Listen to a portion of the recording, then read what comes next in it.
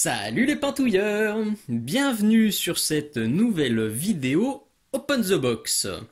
Aujourd'hui, on va s'intéresser au jeu Aristeia, donc qui est édité par Corvus Belli, que les figurinistes connaissent bien parce que c'est le créateur de la gamme Infinity. Et ce jeu qui est distribué en France par Légion Distribution. Vous voyez le petit logo qui est là et qui va rester tout le temps de la vidéo.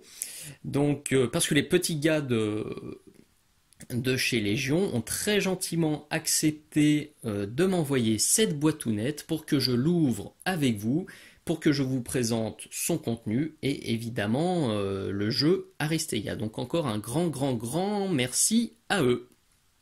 Aujourd'hui, on va ouvrir la boîte de base. Je vais vous parler un tout petit peu des règles, un petit peu du fonctionnement du jeu, mais là aujourd'hui c'est vraiment du Open the Box global. Donc pour voir tout ce que contient cette boîte, et plus tard je referai des vidéos donc sur les règles plus précisément, sur les extensions parce qu'il existe pas mal d'extensions déjà. Il existe aussi beaucoup de figurines alternatives très sympathiques. Donc ça aussi j'espère bien pouvoir vous en parler. Évidemment, je vous proposerai des tutos de peinture sur certaines de ces figurines. Et si je trouve un joyeux drille pour venir se poutrer à Aristeia avec moi et qui accepte de tourner des vidéos de poutre, et vous aurez peut-être aussi pas des rapports de bataille, mais en tout cas des petites parties d'Aristeia commentées à deux. Voilà, il n'y a plus qu'à, allons-y.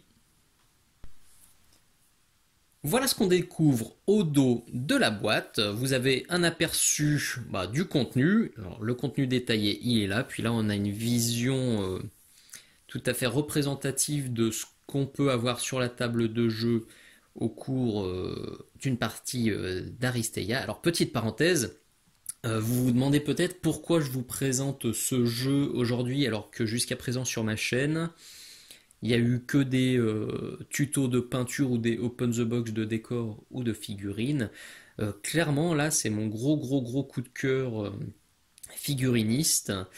Parce que les figurines sont cool et les règles sont cool. Donc c'est rarissime que je joue vraiment un jeu. J'ai fait beaucoup de parties d'initiation. Souvent, ça va pas plus loin que la première partie parce que les règles complexes me découragent vite.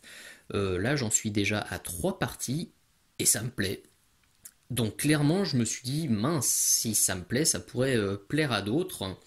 Donc je me suis dit que ça pourrait être bien de vous faire une vidéo sur ce jeu parce qu'il n'a pas l'air très connu en France. Donc je me disais que ça pouvait être bien de le mettre un petit peu en avant.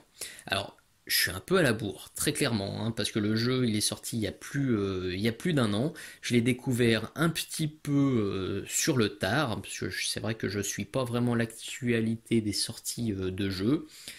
Mais dès que j'ai mis le nez dedans, ça m'a vachement plu. Et j'ai eu envie d'aller plus loin. Voilà, fin de cette petite parenthèse. Donc, Aristeia, qu'est-ce que c'est ? Nous sommes 175 ans dans le futur, l'humanité a atteint les étoiles. Donc clairement, on est dans l'univers d'Infinity, hein, puisque, vous voyez, Corvus Belli, Infinity. Donc c'est le même univers. Et on a dans la boîte, comme des jeux du cirque, un jeu d'arène. Ici, il parle de Fight Club. Donc on a une arène hexagonale et on a 2 équipes de 4 personnages chacune qui vont se mettre sur la tronche, qui vont se disputer des zones pour divertir le bon peuple et pour faire gagner de l'argent aux sponsors et aux grandes puissances de l'univers Infinity. Typiquement, donc vous avez quelque chose comme ça, vous avez le plateau de jeu, donc en hexagone, vous avez 2 plateaux de contrôle, donc un plateau de contrôle par joueur, des cartes que je vous redétaillerai un petit peu plus loin. Les préconisations, c'est pour des joueurs de 14 ans et plus. Alors je sais que certains jouent avec des enfants plus jeunes, parce qu'ils m'ont fait des retours et qu'ils m'ont dit qu'ils arrivaient très bien à intégrer les règles quand il jouait avec un adulte et que ça se passait très bien, donc c'est plutôt cool. C'est pour 2 joueurs et les parties typiquement font 60 à 90 minutes. Voilà, on peut maintenant ouvrir tranquillement la boîte ou nette. Quand on ouvre la boîte, on tombe sur ce grand livre de règles, donc comment jouer à Aristeia. Donc c'est du format costaud, vous le voyez. Alors c'est un petit, je veux dire un petit livret. Alors oui, un petit par l'épaisseur, mais par la taille, c'est pas petit du tout. Et il y a du contenu. Si on ouvre, on tombe déjà sur un paragraphe contenu du jeu. Donc ça, je vais pas revenir dessus parce qu'évidemment, je vais vous détailler le contenu de la boîte. Et on a tout de suite quelque chose qui s'appelle mettre en place votre première partie. Donc ce livre de règles, on va dire que c'est des règles un peu simplifiées. C'est comme si un copain était avec vous et vous donnait la main pour votre première partie. En fait, il y a pas mal de choses qui sont déjà définies. Le placement des figurines, quelles figurines vous allez choisir, quelles cartes vous allez mettre dans votre main. Parce qu'il y a des figurines et des cartes. Donc c'est vraiment un pas à pas que je trouve bien fichu. En tout cas, pour une fois, moi qui n'ai vraiment pas l'habitude des jeux de figurines, ça m'a pas fait flipper et j'ai compris ce qu'il fallait faire. Donc c'est plutôt très encourageant. Donc vous le voyez, il vous explique comment préparer le terrain pour cette première partie, quelles cartes prendre pour cette première partie, et qui joue. Donc vous avez aussi le déploiement, etc., etc. Puis les premiers jets de dés, comment ça va se passer, les premiers affrontements, donc ça permet déjà d'aborder les attaques, les blocages, quelque chose qu'on appelle les switches, dont je vais vous reparler quand on s'intéressera un petit peu plus précisément aux cartes et aux caractéristiques de chaque personnage.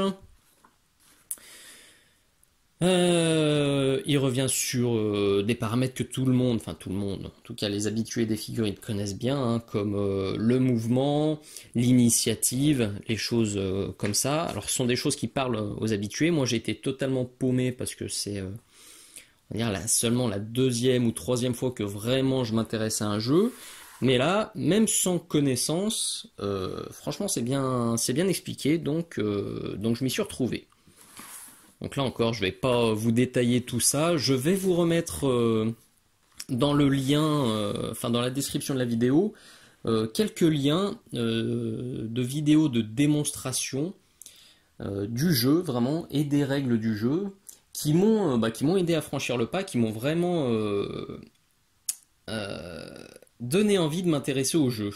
Donc avant que je vous fasse moi-même une vidéo de règles du jeu ou de poutrage en bonne et due forme, n'hésitez pas à regarder ces vidéos, elles sont bien fichues et elles expliquent déjà très très bien les grands mécanismes. Donc là c'est les activations, là on termine le tour et vous invite évidemment à aller un petit peu plus loin dans la découverte du jeu. Pour aller plus loin, on va s'intéresser maintenant au guide de référence. Le guide de référence que l'on trouve ensuite, c'est un guide beaucoup plus détaillé des règles du jeu. Donc autant dans le premier livre que je vous ai montré tout à l'heure, vraiment on survolait, là vraiment on va dans le cœur du jeu et on a toutes les caractéristiques, toutes les données du jeu qui sont triées dans l'ordre alphabétique.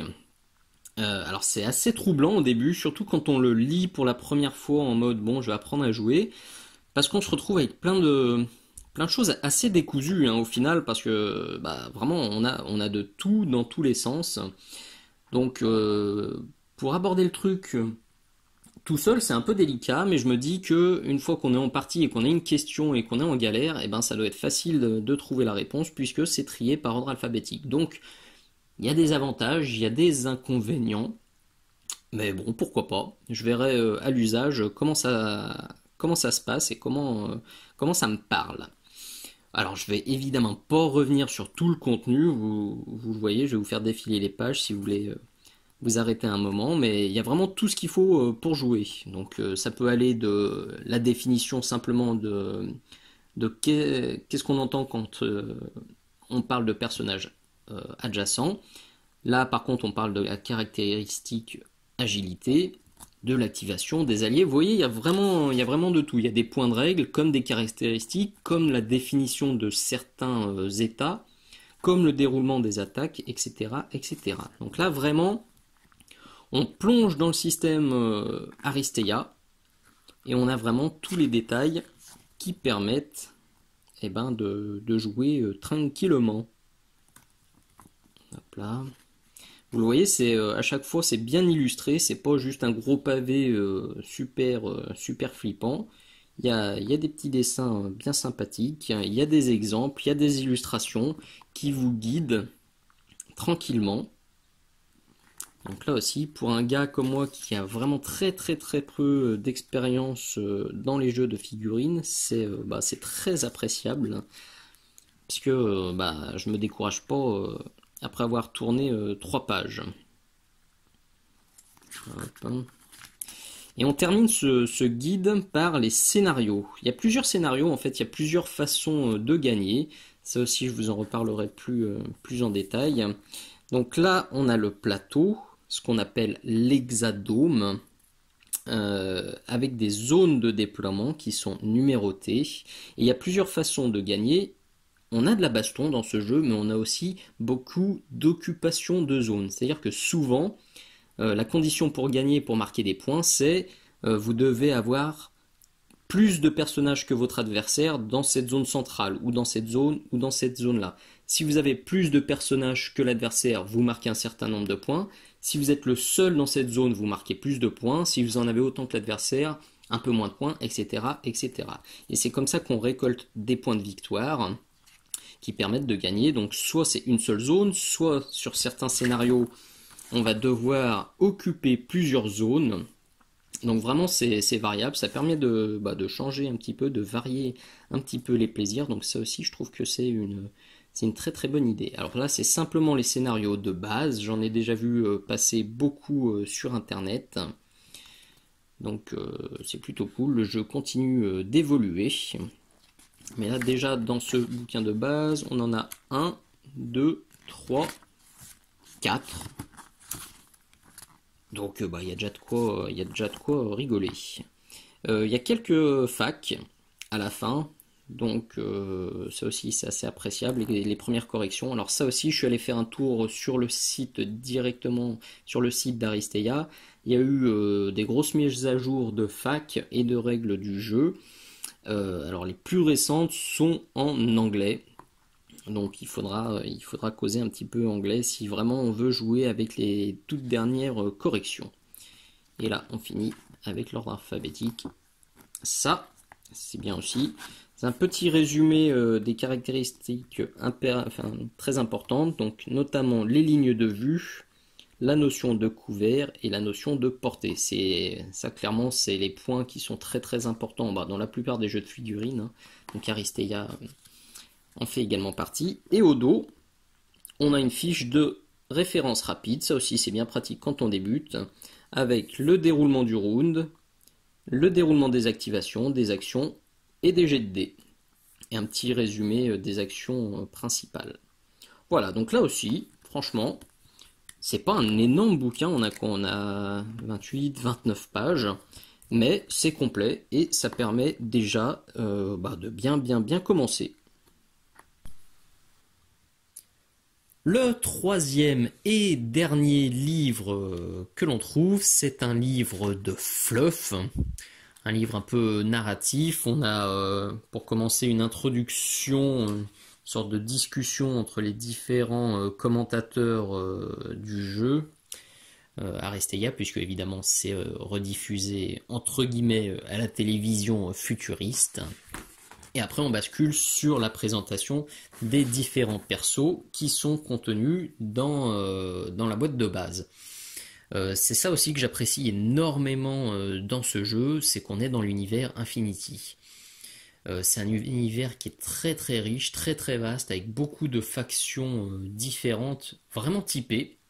On est sur de la science-fiction pure, avec des armures complexes, Et on a aussi souvent des personnages typiquement comme Miyamoto Musashi qui mixent des détails très futuristes avec des éléments plus traditionnels, et ça c'est quelque chose que je kiffe. Euh, Personnellement, je trouve vraiment qu'Infinity et Corvus Belli, c'est le top de la figurine métal. C'est très détaillé, c'est très varié. C'est parfois un peu complexe, donc ça peut un peu faire flipper les débutants, notamment pour le montage et la peinture, mais c'est vraiment une gamme qui mérite qu'on se penche dessus. Si Infinity n'était pas aussi complexe en termes de règles, je pense que ça fait longtemps que j'y jouerais. Donc là, c'est aussi ce qui me plaît énormément, c'est qu'on est dans un univers que j'adore, Infinity, j'adore les figurines, et les règles sont simples, donc c'est le mix parfait, c'est exactement ce que je voulais. Donc on a des personnages qu'on connaît déjà dans Infinity, Miyamoto Musashi, il a déjà sa figurine dans Infinity, là on a une alternative pour le jeu, et on a d'autres figurines qui sont un peu plus inédites, comme 8 Ball, vous voyez ce gros panda qui a l'air bien sympathique, mais bon, on se doute que dans le jeu, vu sa carrure, ça va pas être une danseuse, ça va pas être un tireur d'élite, lui il est taillé pour mettre des quiches. On a le Major Luna, qui donc elle aussi, elle est connue dans l'univers d'Infinity. On a la petite Gata, dont je vous montrerai évidemment les figurines un peu plus tard. Donc à chaque fois là c'est des textes de présentation qui vous parlent un petit peu du perso. On a Parvati, Wild Bill, hop là. Alors celle-là, on va l'appeler XR, mais bon concrètement c'est X3R, mais bon, on va dire que c'est XR, hein, qui est ici. Le gros Maximus qui aussi avec son bouclier met tout de suite... Enfin, il donne le ton, quoi. Il n'est pas là pour enfiler des perles. Les illustrations aussi, là, elles sont bien parlantes. Il vient mettre des roustes. Hein. C'est le deuxième tank du jeu. Et là aussi, à la fin, on finit par quelques lignes de fluff pour l'immersion, pour bien comprendre dans quel contexte on se bat. Donc un joli bouquin, alors qui n'est pas totalement indispensable, hein, c'est pas des règles du jeu, mais pour l'immersion, pour le fluff, si vous n'êtes pas vraiment familier avec l'univers d'Infinity, je trouve ça plutôt sympathique. Au prochain niveau, on va trouver les plus gros éléments de jeu en commençant par le plateau. On va faire un petit peu de place. Le plateau qu'on déplie comme ça. Et comme ça, donc comme je vous le disais tout à l'heure, on a un hexagone sur lequel on a différentes zones qui sont identifiées. Alors si on le voit bien là, on a un 2, on a un 1, le 6 là-bas, le 5. Donc ça c'est soit des zones de déploiement, soit des zones à capturer, à occuper pour marquer des points. On a aussi des cases qui sont notées avec une sorte de cadenas. Ça c'est comme si on avait des murs en fait, donc c'est pas franchissable, ça coupe les lignes de vue et ça vous donne des couverts. On voit très fréquemment passer sur internet des accessoires en fait en 3D qui ont été imprimés en 3D ou qui sont en MDF pour mettre à la place de ces éléments.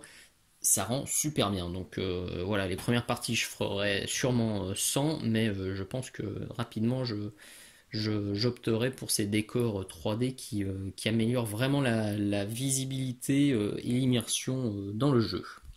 Donc on a ce côté, et on a ce côté très sympatoche. Perso, je préfère celui-ci, parce que vous me connaissez, je kiffe le turquoise de toute façon. Donc dès qu'on met un peu de turquoise, c'est foutu, j'y vais à fond.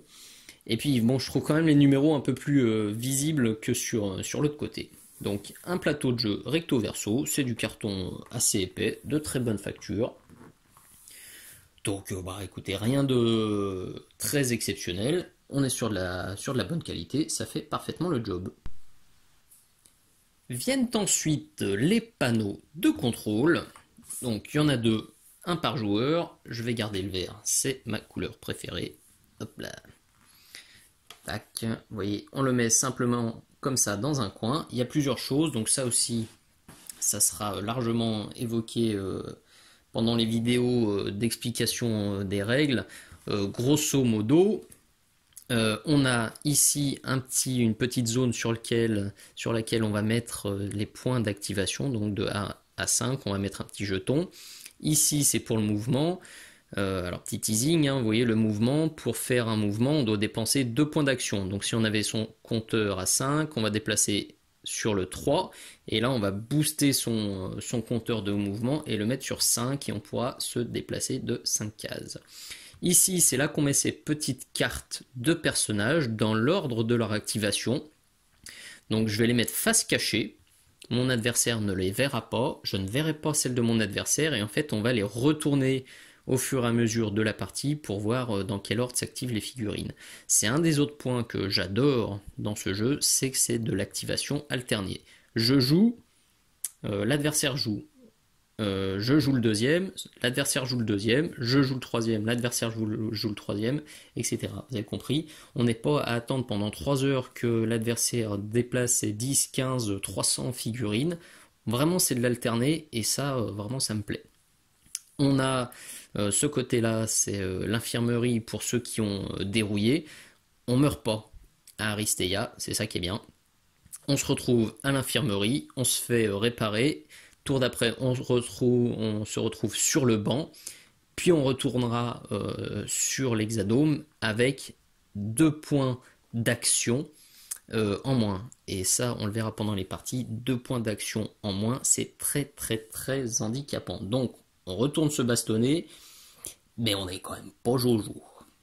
Voilà, donc ça, grosso modo, c'est le gros du matériel. Vous voyez, il n'y en a pas énormément. Donc sur la table du salon, ça passe crème. Après l'hexadome et les 2 panneaux de contrôle, vous allez trouver des planches de tokens. Donc 2 planches, une là. Hop là, le bourrin, j'en ai déjà fait sauter. Donc, il y a un petit peu de tout. Vous avez des marqueurs là de différentes couleurs, rouge, bleu, orange et vert, qui vont vous servir sur le plateau, en fait, sur le panneau de contrôle, à noter par exemple votre nombre de points d'action, à noter vos déplacements. Je sais qu'il y a une couleur attitrée qui est notée dans le livre de règles. Bon, ça, j'ai pas ça en tête, c'est pas bien grave, vous le faites comme vous le sentez. Vous avez, ça c'est des marqueurs de points de victoire. Chaque fois que vous avez un point de victoire, vous remportez un petit jeton comme ça. Donc les points de victoire, typiquement c'est ce qu'on remporte quand il n'arrivera pas à faire le point. Hop, voilà, le point de victoire, donc c'est ce qu'on remporte quand on arrive à occuper une zone qui est notée dans le scénario. On a des marqueurs frag qui eux vous permettent de marquer des points quand vous avez tarté un des gars de l'équipe adverse. Ça, c'est des marqueurs de blessure, une sorte de petite goutte de sang. D'ailleurs, vous en avez d'autres ici. Hein. Plutôt que de prendre 3 marqueurs de blessure, ils ont été malins, ils ont fait des tokens avec 3 directement marqués dessus. Et vous avez aussi des obstacles qui vont sur l'hexadome. Alors ça aussi, ça dépend un peu du scénario. Ce sont des obstacles qui sont pas franchissables, en fait, la case est occupée, donc on peut pas aller dessus. Par contre, les lignes de vue ne sont pas bloquées. Donc c'est plutôt sympatoche aussi, ça varie un petit peu les plaisirs sur la piste. Donc ça, c'était la première planche. On a la deuxième planche. Donc ça, c'est surtout des marqueurs d'état. Je crois que celle-ci, c'est ébloui ou aveuglé, je sais plus, je veux pas dire de bêtises. Celle-ci, ça doit être immobilisé. Ça, c'est provoquer, genre, oh, toi, tarte ta gueule à la récré. Vous provoquez l'adversaire et ça provoque l'état provoqué. Et généralement, il est obligé de vous tarter, vous, il n'a pas le droit de cibler d'autres personnes. Donc, tout ça, c'est les marqueurs pour mettre sur les personnages. -2 en mouvement, -2 en point d'activation. Et ça, c'est le marqueur de l'outsider dont on reparlera tranquillement dans les règles. On trouve ensuite ça, c'est une planche de petits autocollants que vous pouvez utiliser pour identifier votre équipe, si vous êtes un peu tête en l'air. Et vous le voyez, on arrive au fond de la boîte. Il reste des dés, en 2 mots, des cartes et évidemment les figurines.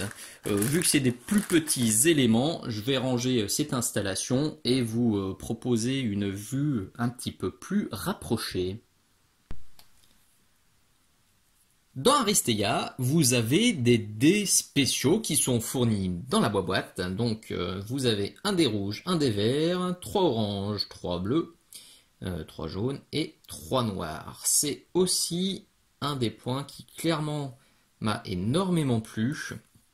Vous n'allez pas galérer avec des caractéristiques genre allez j'ai 5 en attaque, toi tu as 3 en défense, il faut faire la différence, combien de touches je vais te mettre, combien de tartes je vais te mettre, t'es caché, je rajoute un dé, je rajoute plus 1, t'es pas caché, t'es en slip, t'as moins 1, machin.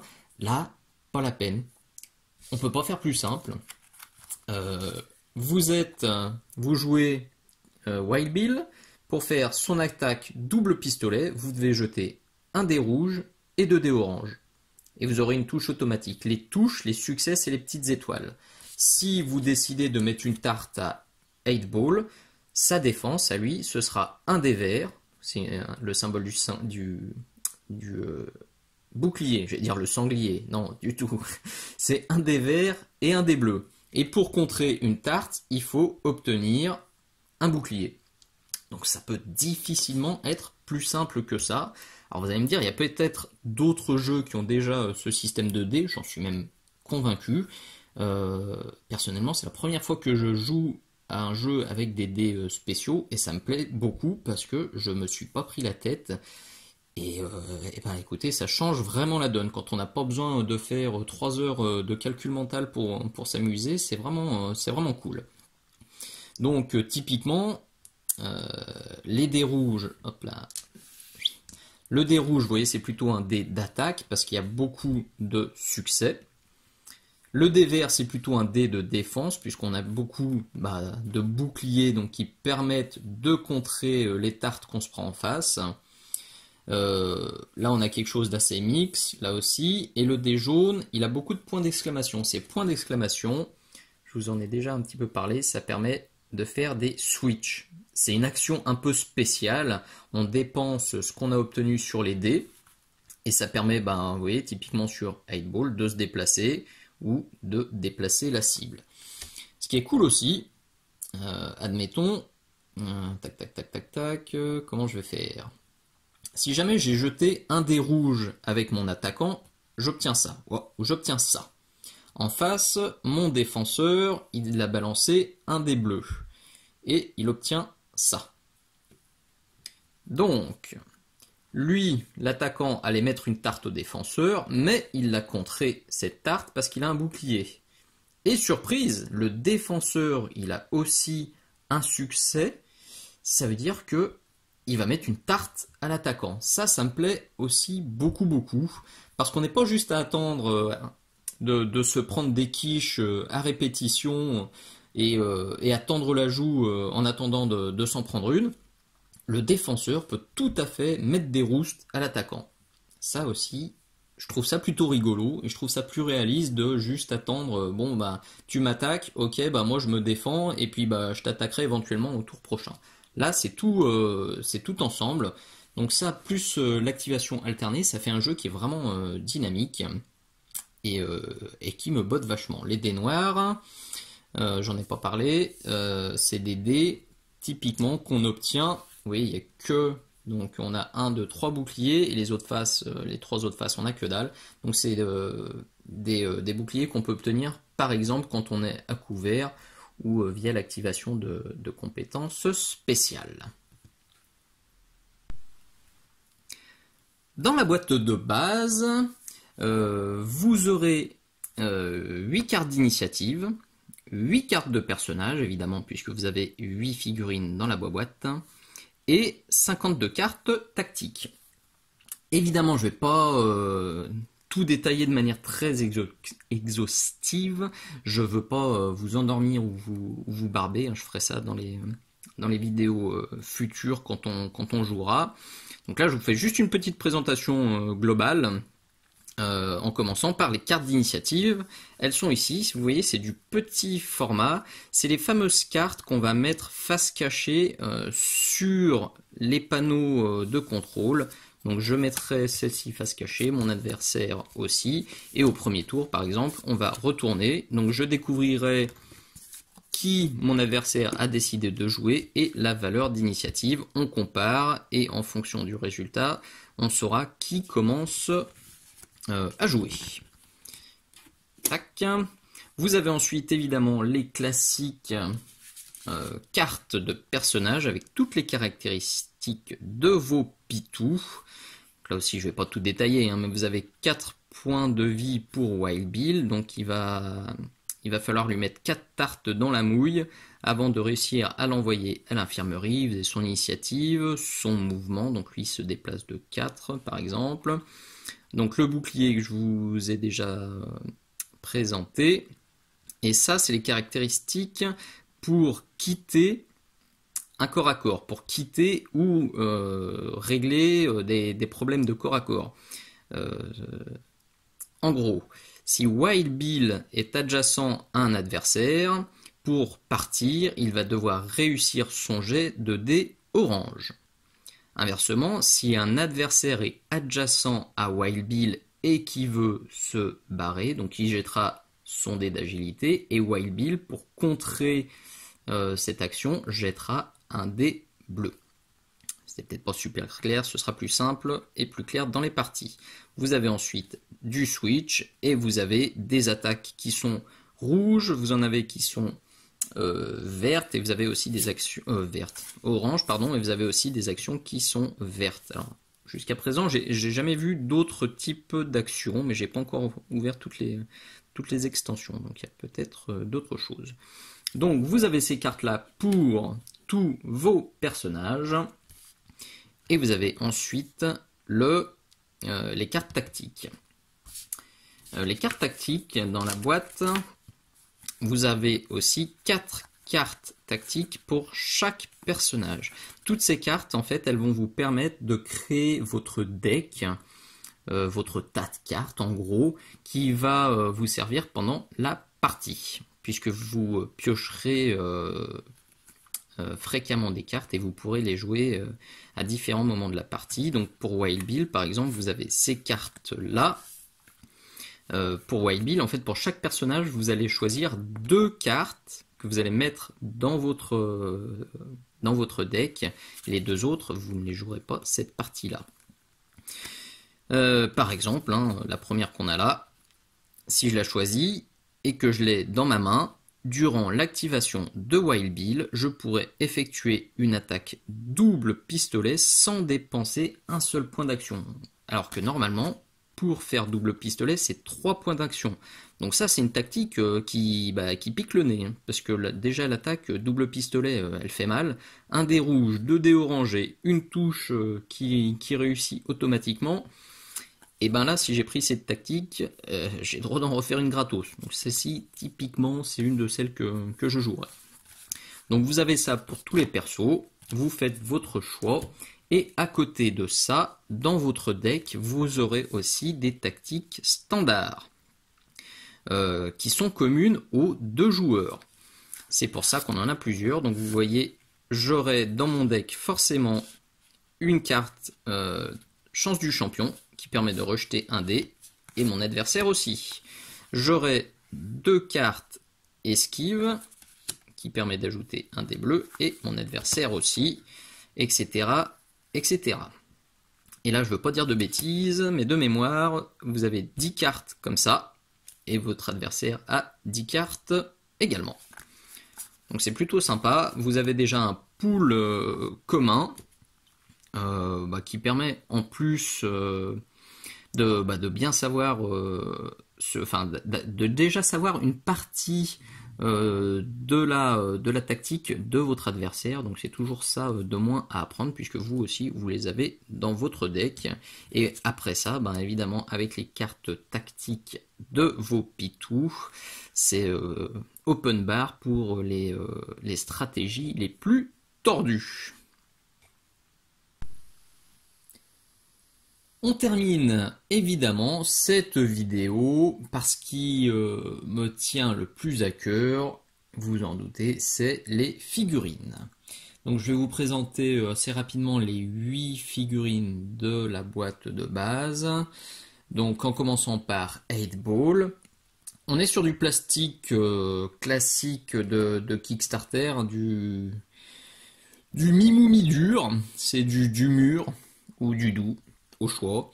Donc c'est assez classique hein. Pour ceux qui ont l'habitude des Kickstarter, c'est ce qu'on a très généralement. Je vois parfois mieux, je vois aussi très très souvent pire. Donc là franchement on est sur du plastique de très bonne qualité. Les figurines arrivent telles quelles, donc elles sont déjà totalement assemblées et sur leur socle. Il n'y a plus qu'à jouer. Donc moi qui suis un petit peu euphémisme, qui suis très pointilleux et assez perfectionniste, je vais quand même les préparer. La bonne nouvelle, vous le voyez sur l'épaule, là il y avait une ligne de moulage qui me plaisait pas du tout. On la voit encore ici, et puis elle fait tout le tour de la tête. Ces plastiques un petit peu bizarroïdes, en général, ils me font flipper parce que c'est difficile de les préparer. Quand on les gratte avec une lime, on a plus l'impression de faire du parmesan et de râper des copeaux que de faire du bien à la figurine. Donc là, j'ai un petit peu tout testé et c'est avec du papier de verre très fin, donc du grain 800 et du grain 1000, que j'ai réussi très très vite à lisser la ligne de moulage qui était sur l'épaulette, donc ça c'est de très très bon augure. Donc globalement, les figurines en plastique, elles sont de très très bonne qualité, en tout cas pour du jeu je pense que ça suffit largement. Vous vous en doutez, j'ai des exigences un peu au-delà du standard en ce qui concerne les figurines. C'est vrai que moi quand je peins c'est surtout pour de la figurine d'exposition. Donc quand les pitous d'une boîte ou d'un jeu ne sont pas à niveau, je fuis. Là, j'ai pas fui du tout. Il y a de la jolie figurine. Alors il y a parfois quand même, on va être honnête, hein, des joints qui sont pas super jolis. Vous voyez là le trou sous le bras. Faudra quand même que je cherche peut-être une solution pour le boucher. Le gros point noir, vous allez me dire que c'est peut-être du détail. Pour moi, c'est les socles. On est censé être sur une arène, sur un dôme avec des dalles un peu futuristes et qui sont censées être plates, et là on se retrouve avec une barre là, qui dépasse sur pratiquement tous les pitous.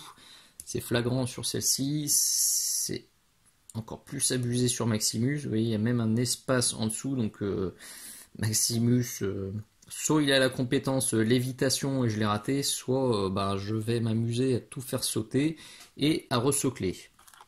Donc j'ai acheté des socles hexagonaux qui correspondent exactement à la forme et à la taille des cases. D'ailleurs, je me suis rendu compte que j'avais oublié de vous dire que c'est un jeu qui se jouait sur un plateau avec des cases, donc pas besoin de s'embêter avec une règle, un décimètre ou un mètre. On compte les cases et ça fait le job. Donc elles sont de bonne facture les figurines, je pensais m'en contenter et j'ai découvert par hasard qu'il existait, parce que maintenant je pense que c'est un peu plus compliqué de la trouver, une boîte collector avec les figurines de la boîte de base mais en métal. Et grâce à Julie, que je remercie vraiment du fond du cœur, j'ai réussi à mettre la main sur ces figurines en métal. Alors je ne vais pas toutes vous les présenter, hein, parce que là je veux insister sur la boîte de base, mais vous le voyez, elles sont ici. Alors sur les gros pitous, la différence, elle n'est pas énormissime. On a quand même des traits qui sont un peu plus fins, qui sont un peu mieux gravés, mais franchement, c'est pas flagrant. La grosse différence, je crois que c'est sur Gata que c'est le plus flagrant. Yep. Je suis pas persuadé qu'on va bien le voir en vidéo. Je vais essayer de faire le point. Si la caméra veut bien, ça fait plaisir à papa. Ouais, on le voit. Vous le voyez, le visage, là, à gauche sur la version plastique, il est beaucoup moins détaillé, beaucoup moins fin que sur la version en métal. Elle a un petit chat sur le haut de la tête, là. Le petit chat, si on regarde pas la carte de base, on le sait pas trop. Idem, il y a des petits rouages sur la queue, vous le voyez, là on voit vraiment très finement les petits détails. Bon, là ils y sont plus trop. Donc, pour un figuriniste comme moi, qui aime les figurines vraiment très détaillées, clairement je vais me jeter sur les figurines en métal. Maintenant, pour un joueur standard et ou qui débute la peinture de figurines, limite celles-ci peuvent faire un petit peu peur parce que vraiment les détails, il faut pas les rater parce qu'il y en a plein, ils sont tous parfaitement moulés et rendus, donc ça peut faire un peu flipper. Donc il y a des avantages et des inconvénients. Personnellement, je suis vraiment enchanté que Julie m'ait envoyé les figurines en métal. Je vais vraiment pouvoir me faire super plaisir sur tous les petits détails. Mais voilà, une fois de plus, je suis bien conscient que c'est pas forcément la priorité des joueurs et que les figurines en plastique suffiront tout à fait à la grande majorité d'entre vous. Donc, je vous ai déjà montré 8Ball, on vient de voir Gata, voilà White Bill, dont on a déjà vu les cartes ensemble. Je vais essayer de refaire le focus. Allez mon petit, fait plaisir à papa. Merci. Une figurine bien cool, alors vous le voyez, hein, même sur la figurine en plastique, on a les stries là, hop, je vais choper un pinceau. On a les stries du pantalon qui ressortent vachement. On a la petite chaîne qui est ici, donc qui cache une montre à gousset dans la poche, hein, ça il l'explique un petit peu dans le livre de Fluff. On a le ceinturon, le gun il est super fin et il est parfaitement rendu. Et la veste en cuir va être très sympa à peindre pour faire des textures de cuir un peu déglingos. XR ou EX3R, on va continuer sur XR. Donc elle c'est un petit peu la sorcière du jeu, elle a des pouvoirs bien pénibles, elle peut vous choper et vous déplacer, même si elle peut le faire avec ses partenaires d'équipe, mais elle peut aussi le faire avec les adversaires. Donc pour vous dégager d'une zone à contrôler juste avant le décompte des points, c'est très pénible. Du coup elle est bien fun. Donc elle est un petit peu en lévitation. Bon, je suis pas archi fan de ce qu'ils ont rajouté autour. Ça aussi, je pense que sur la version métal, ça va sauter parce que je kiffe pas. Mais petit teasing, il existe aussi un autre skin de XR, qui est en métal totalement, donc avec un autre look qui est oufissime et que je vous présenterai très bientôt. Voilà XR. Parvati. Elle, c'est plutôt une soigneuse, donc quand vous êtes mal en point, elle vient vous remettre des points de vie, ce qui est bien pratique. Alors j'étais un peu perturbé au début par le trou qui est ici, et en fait c'est normal, puisque sur la carte et dans le fluff, ses membres sont en lévitation, comme ça. Donc ils ont poussé le détail, ils sont même allés rendre cet effet-là sur le pitou. Là aussi, ils se sont débrouillés. Sur les jambes aussi, j'ai cru que c'était un écart. J'ai transpiré, j'ai limite saigné du nez. Puis quand j'ai vu que c'était normal, j'étais bien rassuré. Donc chapeau bas, parce que à la sculpture, ça devait pas être simple. Et ça, en moulage plastique, c'est pareil, ça devait pas être une mince affaire. Le visage, là, il est bien dégagé, il est bien visible. Vous le voyez, même sur du plastique, il y a des petites jointures d'armure comme ça. Ici on a des cercles qui sont bien ronds, bien rendus, on a toutes les petites jointures qui sont ici. Très joli boulot. Major Luna, elle est ici, donc la version plastique. Alors celle-ci aussi, elle fait partie de celles qui sont légèrement mieux quand même en métal. Là encore, je me rapproche, je vais tenter un zoom. Ouais, on est pas mal. Le visage, là aussi, il est plus détaillé hein, sur la version métal. Là, ce petit équipement, c'est pareil, les stries sont plus profondes. Là, le masque il est un peu mieux détaillé, et puis sur le gun aussi, c'est assez flagrant. Mais bon, une fois de plus, les versions plastiques pour jouer font parfaitement le job. Musashi Miyamoto. Bien cool aussi. Là aussi, alors les sabres sont arrivés totalement tordus. C'était arrivé à la méga équerre. Un petit coup de sèche-cheveux et ça se redresse très facilement. Donc ça, c'est le gros avantage de ce plastique mi-mou mi-dur. C'est que ça se retravaille vraiment facilement. La pose est cool, franchement. Là, avec ce pantalon très ample et ses plis très marqués, pour de la peinture, ça va être du bonheur. Donc lui aussi, il fera sûrement partie des figurines que vous reverrez sur des tutos peinture. Et on finit avec le Bicton, Maximus. Hop là. Est-ce qu'il va vouloir me refaire le point? Ça va. Donc lui, niveau armure, si vous n'aimez pas peindre de l'armure, commencez à pleurer. Moi j'adore ça, donc je vais vraiment me marrer avec les battle damage, avec les éraflures. Ça va être du bonheur. Voilà, donc très très agréablement surpris par la qualité des figurines. S'il n'y avait pas ce petit souci de socle qui va sûrement embêter que moi et une toute petite minorité de hobbyistes, ça aurait été proche du sans faute. Donc bon, voilà, très satisfait des figurines. Donc dans l'ensemble, je pense que vous aussi, elles devraient parfaitement vous plaire. Et nous voilà au bout de cette nouvelle vidéo consacrée à Aristega. Vous l'avez compris, je suis sous le charme, je surkiffe, j'adore les figurines, j'adore le jeu, j'adore l'univers. Donc j'ai vraiment hâte de pouvoir rejouer et d'attaquer la peinture des pitous, parce que pour l'instant je suis vraiment à fond. Alors je me connais, j'ai déjà été comme ça pour d'autres jeux et ça finit par me passer parce que souvent je fais deux erreurs. La première erreur, c'est que j'ai tendance à me jeter sur les figurines que j'adore, je les peins, et finalement je me rends compte qu'en jeu c'est des grosses quiches et je me fais défoncer et ça me dégoûte un peu. Donc cette erreur là je vais pas la faire, donc c'est pour ça que si on fait des parties commentées avec un ou plusieurs copains, je jouerai très probablement des figurines non peintes. Alors c'est limite de l'hérésie pour moi, ça va me faire dresser les poils, mais je ne veux pas m'écœurer à peindre comme un fou pour avoir finalement des figurines qui seront remisées dans la vitrine, parce qu'elles valent pas un pet de lapin.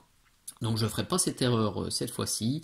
Et deuxième erreur que j'ai fait sur toutes mes précédentes initiations, je vais y aller mollo avec mes adversaires, c'est-à-dire que là les parties que j'ai fait pour l'instant, on est resté avec la boîte de base et c'était de l'adversaire gentillet et qui avait envie de m'apprendre. Il y a d'autres jeux où après ces parties d'initiation gentillettes, j'ai joué contre des joueurs expérimentés qui n'avaient pas forcément envie de m'apprendre mais qui avaient bien envie de me rouler dessus. Et bah ça aussi ça m'a dégoûté, parce que quand vous passez une partie à vous faire défoncer, bon, une ça va, deux, ouais, trois, ouais, bon, au bout de quatre, au bout de quatre vous dites que vous êtes juste pas fait pour jouer. La grosse peur que j'ai, c'est que la boîte de base, là, je la trouve vraiment abordable et assez simple. Les extensions, j'ai déjà jeté un coup d'œil. C'est très porté sur les synergies, sur l'optimisation, sur les combos. Alors c'est une excellente nouvelle pour ceux qui aiment la stratégie et qui aiment élaborer des plans compliqués. On a plein de collaborations entre les pitous. On a un pitou qui va par exemple imposer, je dis n'importe quoi, imposer l'état aveuglé à l'adversaire. Et un autre pitou qui va remplacer cet état aveuglé par des blessures et vous mettre directement à l'infirmerie. Donc tous ceux qui surkiffent le jeu, qui jouent très bien et qui ont l'habitude et les mécanismes qui viennent tout seuls, ben pour eux c'est du bonheur parce qu'il y a vraiment des stratégies bien complexes à mettre en place avec Aristeia. Moi ça me fait peur parce que je sais que ça a tendance à me décourager quand pendant un tour de jeu on se prend 40 quiches dans la tête, tout le monde est à l'infirmerie et on ne sait pas d'où c'est venu. Donc ça m'est déjà arrivé, c'est pas très agréable. Donc je vais fuir quelque temps les optimisateurs et je vais jouer avec les copains qui, comme moi, ont envie de s'amuser et de découvrir gentiment sans se surpoutrer. Voilà, écoutez, c'était un tour d'horizon, j'allais dire assez rapide, mais non, ça va faire une belle vidéo. J'espère que je vous ai pas saoulé et que j'ai réussi à vous transmettre au moins une petite partie de ma motivation, de mes bonnes vibrations pour ce jeu. Et que je vous aurais donné envie de vous pencher un petit peu sur cette boîte de base que je vous ai présentée et sur éventuellement les extensions. Encore un très très très grand merci à Légion Distribution. C'est en grande partie grâce à eux que cette vidéo existe. Donc merci beaucoup. Et je vous dis merci aussi d'avoir regardé. À très bientôt. Ciao ciao.